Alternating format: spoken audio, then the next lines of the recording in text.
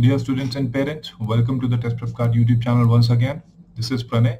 You must have noticed many of other contributors on the channel as I couldn't get time. Now we have decided to shoot our complete new series on DASA and CIWG, which is also commonly known as the NRI quota. So this video is about what is DASA. So in a full form, it means Direct Admission Student Abroad, on which I'm going to get into each and every detail. But before moving on to that, let me just tell you that things have changed by leaps and bounds in the last year and a half. And the basic facts also got changed for the DASA CAWG eligibility. So we thought that maybe we should come up with a new series on DASA and CIWG NRI quota. So this series can be updated, is the updated one.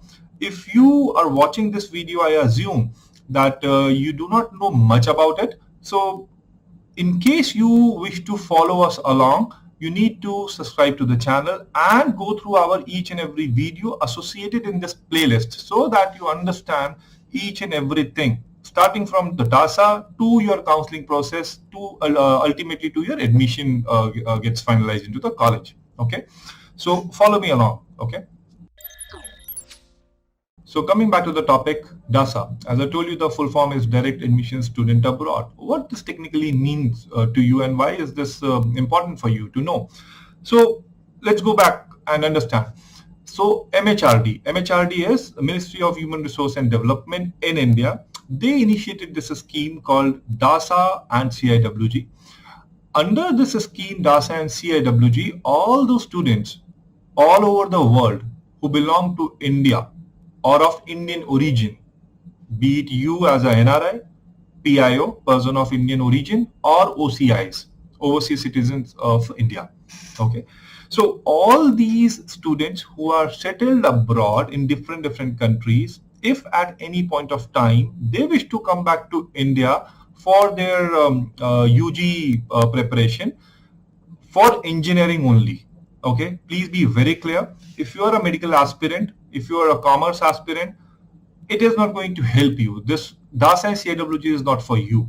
This is for the students who are planning to pursue their engineering entrance exam, engineering courses here in India. Okay, this is valid for them, DASA and CIWG. Okay, so MHRD initiated this scheme so that Indian origin students who are settled abroad can take admission into the premier engineering colleges in India. Okay, and there are such approximately, I would say, 60 to 65 colleges that they have shortlisted, in which the DASA and CIWG quota is applicable. And these are not just like any other colleges. These are the premier engineering colleges here in India, be it NITs, triple ITs, SPAs. SPAs, if you don't know, is for the architecture, for the BArch, if I would say so. So DASA is this. Okay. There's an added advantage for the NRI students who are from the Middle Eastern region, be it your Saudi Arabia, Oman, Kuwait, Qatar, UAE, all Emirates in UAE. So all those students who are from the Middle East, they have an added advantage over it. But I'm not going to talk about that in this particular video because this video is about DASA. For that, you have to follow us along till our video goes to CIWG. And later when we are done with that video, I will leave that link in the I button here, somewhere here, I don't know. So I will leave that button.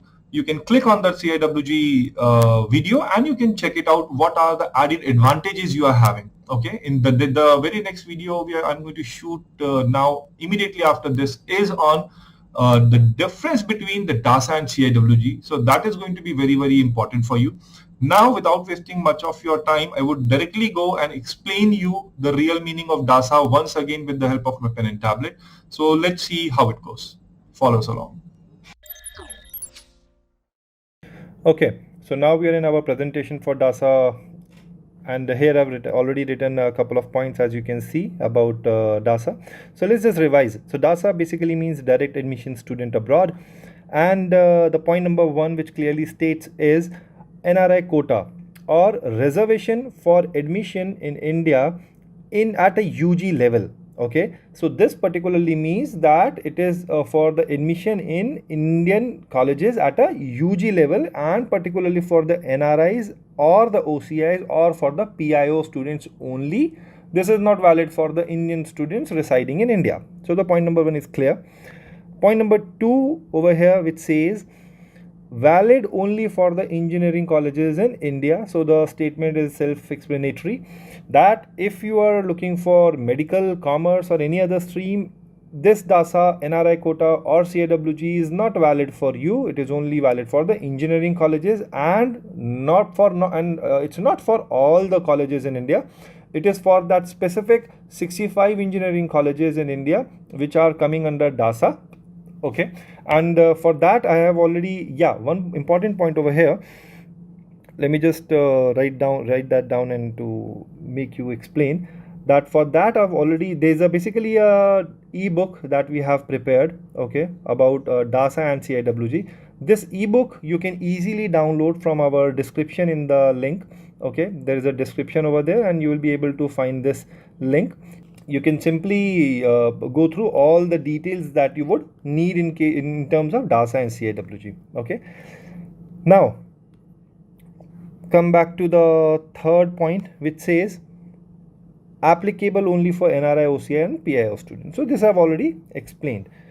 Now we need to go and understand one important thing over here is these conditions are fine with you, okay, but you need to understand the eligibility for DASA. Okay, these are the prerequisites, but even after having all these things with you, you need to have an understanding about the eligibility criteria. Okay, because there are many students and parents who do not know about it, DASA and CIWG or the NRI quota, and at the later stage they get to know that they are not even eligible for that. Even after they have studied abroad, they are not eligible for this. So now over here we will see the point number 1 says minimum 60% marks scored, which means in your 11th and 12th you need to have this 60% mark. If this 60% marks are not there, you are not eligible for the NRI quota. Then very important point over here is the second one, which is 10th and 12th completed from abroad. Now over here there is a confusion and we get a whole lot of emails every other day about this criteria. Many parents do not know that if their ward, for example, let me just take an example here. There is a student, let's say X. Okay, this X has studied, for example, 10th plus 11th from, let's say, Dubai. Okay, now in grade 11th, parent decided that they want to send the child back to India. Okay, so in grade 12th the child got admission in India. 11th, 10th and 11th they have studied in Dubai. The student has studied in Dubai. Now in grade 12th student is back in India. In this case the prerequisite of this 10th plus 12th completed from abroad is not met, which means 10th is from Dubai but 12th is from India. This is not valid. Okay, if this is your case, you are not eligible for DASA or for CIWG or for NRI quota. And disadvantage over here is that you can get admission in Indian engineering colleges, but the problem over here is that you will be given NRI seat. You will be called NRI only, even if the student has studied grade 12th in India. He will be called as an NRI candidate. You will be charged NRI fee and you will not get NRI reservation or quota. Okay, I hope I have explained this. If not, then there is no problem. You can, if there is any specific case, what you can always do is you can reach me on the given link in the description, and just leave us with your complete details, and I'll try to answer you as brief as possible. Okay. So coming back to the point number 3, which is the documentation requirement. So now documentation requirement is not is a very big issue. In most of the cases, these are generally met, and these are common documentations, okay, which you need to have, and I will give the list of the documentation in the link. Okay, you can just go back and you can check it out.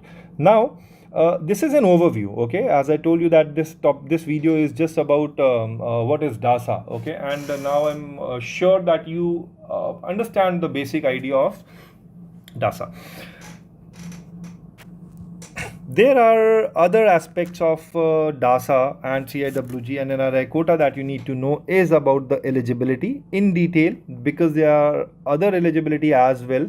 Apart from having these eligibility, you need to have couple of other eligibilities as well, which I will explain you in other videos. Then also you need to know about the seats under DASA quota. Okay, how many seats are there in the DASA quota in these 64 colleges? We need to know that. Then third point is fee under DASA quota. If you are going under these 64 colleges, how much amount you will be spending? Okay, being a NRI student, and what is the comparison when an Indian student gets into the same college? Okay, so we are going to talk about that also. Then the colleges that come under DASA quota, which is this one. Okay, so these are the basic things that you need to know before you plan for that. One important thing over here, okay, let's just come this point which I've written already. Additional tip for the ME students, Middle Eastern student, as I've described that in the initial phase itself, that the additional tip over here is the CIWG, which is Children of Indian Workers in Gulf. Okay, I'm going to make a video on this also, so stay tuned. This video is going to be there very soon, and this is an additional benefit over DASA. You will get to know about this too. And then second tip, which is very important for all the NRI students, which is called SPDC. This means scholarship program for diaspora children's. Over that we have already shot a video which is available here on the YouTube. You can search for the SPDC details by test prep card. You'll be able to find it, and I think it's very, very important for all of you to know. So just go through it once. Okay, so let me just come back to the original screen. Okay, so this is it from the DASA point of view. I think I have explained enough from my point, but there's always a scope of having a question, and we welcome that. The comment section is open. Kindly post your questions in the comment section, and I'll be more than happy to answer them all. But if there's any specific query, then kindly use the link which I've given in the description. Leave your details there, and I will try to answer you personally. And that might solve your problem. And yes, do not forget to download the DASA and CIWG ebook given in the description below, because that is the thing which can keep you updated with most of the upcoming challenges that you might face.